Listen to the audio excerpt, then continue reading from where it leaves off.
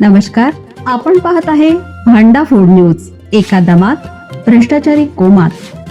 Social media, कर्जबाजारी, गुन्हेगारी, सट्टेबाजी, चोरी, मटका, जुगार, दारू, सावकारशाही, न्यायाच्या प्रतीक्षेत प्रशासन. भांडाफोड न्यूज. एका दमात भ्रष्टाचारी कोमात.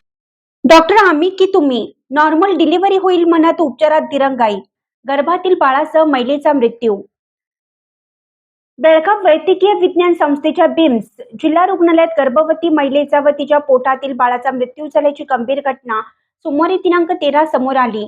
या घटनेनंतर संतप्त नातेवाईकांनी रुग्णालय परिसरात तीव्र संताप व्यक्त केला असून डॉक्टरांच्या निष्काळजीपणाचा आरोप करत संबंधित डॉक्टरांवर कठोर कारवाई करण्याची मागणी केली आहे. कित्तूर तालुक्यातील हुंशीकट्टी गावातील इरम्मा मट्टोळी वय वर्ष 21 यांना शुक्रवारी दिनांक 10 प्रसूतीसाठी निम्स रुग्णालयात दाखल केले होते. डॉक्टरांनी नॉर्मल डिलिव्हरी होईल असं सांगितलं होतं, मात्र योग्य वेळी उपचार न दिल्याने ही दुर्दैवी घटना घडल्याचा आरोप मृत महिलेचे पती नागाप्पा यांनी केला आहे. माझ्या पत्नीचा आणि बाळाचा मृत्यू झाल्यानंतर आमची सही घेण्यास आली. आम्ही प्रश्न विचारल्यावर आम्ही डॉक्टर की तुम्ही असं म्हणत आमच्या म्हणण्याकडे दुर्लक्ष करण्यात आले, असा आरोप त्यांनी केला.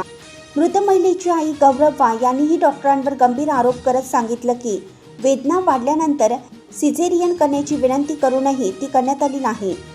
ही तिची पहिली प्रसूती होती. वेळेत योग्य उपचार झाले असते तर तिचा जीव वाचला असता, असे त्या म्हणाल्या.